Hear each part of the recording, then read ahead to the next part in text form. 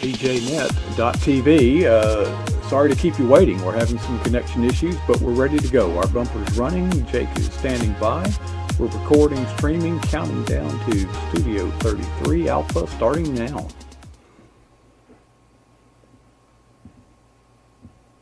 Okay, folks, good afternoon, good evening. This is pjnet.tv. Yeah, something just happened. As you can tell, we're having problems, and we don't know. But I finally got Jake back. He is back. You're going to have to listen fast tonight, okay? Because we're going to be talking as fast as we can.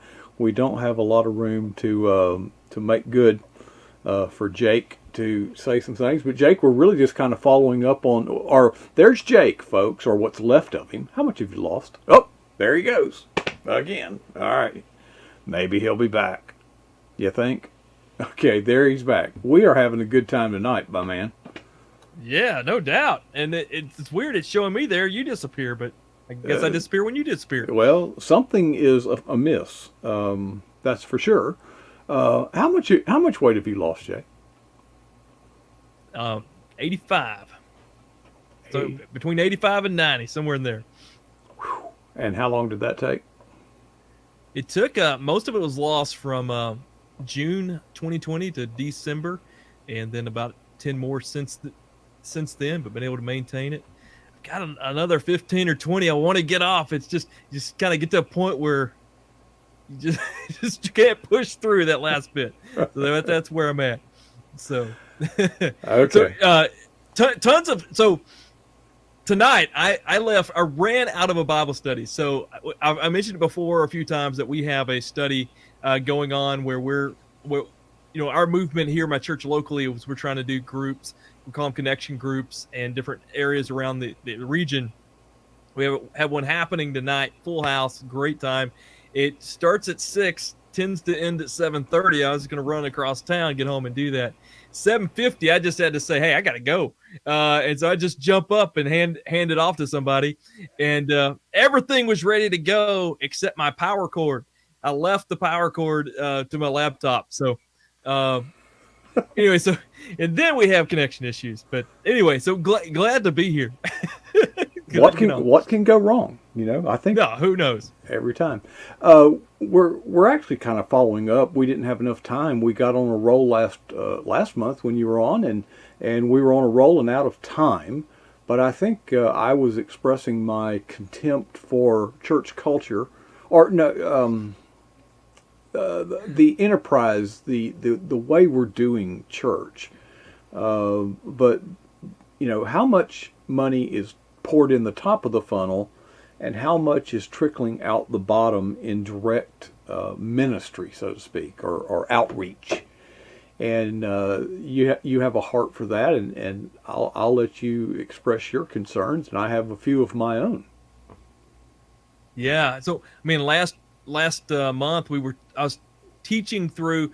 We had for 2.5 months, and so what we do, I teach on Thursday nights online through Stand Firm and some other channels that host us, and I teach. And then we follow it up on Fridays at noon. Me and Sherilyn Hispano and we take questions, and we bring in a guest to set people straight on what I got wrong the night before. And so we had spent 2.5 months on the Great Commission because my heart is, hey, we need to stand firm. Many are leaving the faith. We need to stand firm. So, well done, my good faithful servant. But I don't believe you can be missing that component of being in the Great Commission. And here, well done. We've got to be on mission. We've got to march on. And so we'd spent 2.5 months on that. I was closing it with a message called the Great Commission Leverage. And really, the plan was like, you know how you get a plan ahead of time, and then you dive into the research, and it tends to go sideways. And so meant to just say, hey, here in the West, even though maybe things are difficult here in America, we still have one of the wealthiest nations. We've got the manpower. We're leading and sending missionaries. Let's take what we've got and leverage it as much as we can for the kingdom. But as I got into looking to the numbers, I thought it was going to be straightforward. I'd just say, hey, this is what we're doing. Let's keep doing this. We could do more. And I was heartbroken seeing statistically the numbers that make it to the unreached people groups. And so typically, there's different ways in which missionaries missions groups look at the world. But I think kind of the trend now is to count people groups, and you know what the counting is, to say, hey, when have we completed the Great Commission? When have the gospel gone to the ends of the earth? Is counting people groups. And so a lot of this is coming from the traveling team, which I encourage you, if you've not checked out the traveling team, thetravelingteam.org, a really great missions organization. But they say there's about 12,000 different people groups, and 6,800 of them fall in unreached, which means there maybe is a Christian presence there, but it's not enough to evangelize and really reach that group. Then it's the unengaged groups, which are really no presence at all. And it's so in the unreached, it says about 6,800, and so a little over half of the amount of people groups are considered unreached, and then you got a portion, 3,200 of that 6,800 is unengaged, no presence there. Now, we'll say, when you talk about the groups, so out of that unreached, it's 2.4 billion out of a population number they have of 7.2 billion. And so, I mean, the majority of where people are, we have a presence, but there are people groups that are just unreached.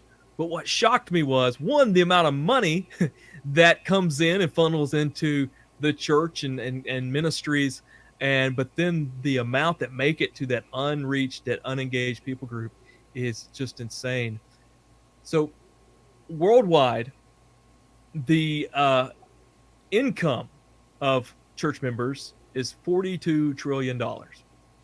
If you just look evangelicals, it's $7 trillion.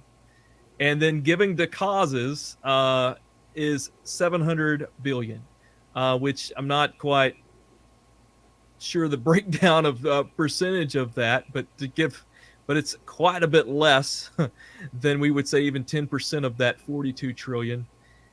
That 700 billion sounds like a lot, but it's actually near the same amount that Americans typically spend on Christmas presents a year across the country.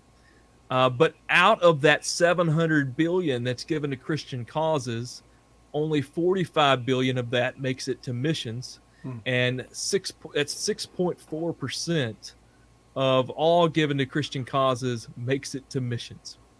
And one of the quotes was that Americans have spent more money buying Halloween costumes for their pets than the amount of money given to reach the unreached people groups of this world. And so, and this kind of hits home a little too much. That's the amount of money going to missions worldwide is actually the same amount in America spent on dieting programs. So just a little sidebar there that hits pretty close. So just that, and listen to this, there is more money embezzled in Christian ministries than in Christian ministries than it goes to missions in general. But it gets really sad when you start diving into, okay, remember that, the reached, the unreached, the unengaged. And so this is missions to reached people, unreached groups, unengaged groups. When you look at that, only 3% goes into reaching the unreached people. 3% of that 6.4%. So 6.4 of all Christian giving goes to missions, and only 0.3% of that, so less than 1%, goes into reaching the unreached people groups. It just was like a punch in the gut with that. And some of the other statistics they had, evangelical Christians could provide all the funds needed to plant a church in each of the 6,900 unreached people groups with only 0.03% of their income. All right, you're getting close, Jake. Yeah. And I'm itching, and I know we're short on time, but I wanted to ask you if you've done this exercise. I will admit from get-go that this is not a fair analytical endeavor, but to help us get in perspective, because you've shared some gut-wrenching, to be honest, statistics about what we're not doing. Okay, all right. Well, if that trickle, that drop, is coming out the bottom of the funnel, and you've indicated there's a whole lot going in the top. Well, what's happened? What's happened to the money? Okay, well, I've got a question. This is just a theoretical, but you can probably do it in your head. All right, let's take a church budget, an annual church budget. All right, got that number in your head? Yeah. All right, now divide that by the average attendance on a given Sunday. Got it? And then, of course, divide that by 52. 52 weeks a year, assuming that you meet on every Sunday of the year, which, okay. Now, whatever that number is, that would represent the amount of money you would need to charge if you sold tickets at the door. Yeah. You get where I'm going? Yeah, no, exactly. It's exactly. It's an when you compare it to.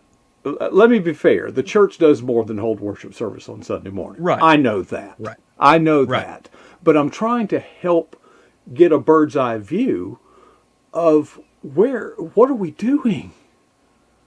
Yeah. Yeah, and I think the statistics mixed in these that the research I looked at, I think the average is like 2.5% that someone gives that across membership that someone gives to their church. 2.5 of their income is the average, and really I think knowing a bit from behind the scenes of pastoring is it's really a few that float the budget. I mean, even know really what size church you're is. It's the 80-20 rule. 80% of the money is coming from 20% of the people. And it's wild. You probably couldn't go and pinpoint the person that's doing that. That's what I think. Which I'm, as a pastor, I've always stayed out of the giving, and but the few experiences that I've had where that somebody's revealed some personally revealed their giving and something like that. It's an interesting thing, but I also want to be fair with this. I mean, as a pastor, I mean, a lot of that budgets, most of it's going to buildings, most of it's going to keeping buildings open, facilities open. Then the next part's going to pastors and staff. And so, I've throughout my ministry, I've been a big chunk of whatever the church is, budgeted in those things. And but just to look and just see that amount of funds available. Mm-hmm. And how much is making it to the unreached groups? I don't think we have a money problem or a resource problem. No, it's not. No, and I would say we can even take money out of the picture. It's a manpower issue. When you break it down, like basically, if we just could send one person from each of our churches to engage these unreached people groups, it'd be done too. And what the Lord say, it's not a harvest problem, it's a worker problem. And so where that hits me is it's interesting when we started our Talking Stand Firm show we do on Fridays, me and Sherilyn actually, it started with a conversation she was working on some books, and she called and said, Jake, what's going on prophetically? What's going on in the world? And we had this conversation, and she's like, I think there's some projects I might not need to do just in relationship to where we are. And I think probably as a church and myself, I mean, I think there's just some things that we need to look at and say, that's a good idea. That's a good Christian thing to do. But in relationship to the lostness out there, maybe there's better things that we need to do. And I think that's really, and that's the gut check we're doing personally in the church I'm pastoring locally. I'm also involved in a mission agency. And I mean, it's just kind of the same gut check we're bringing into that is, okay, we've got so much money. What's the best bang for the buck?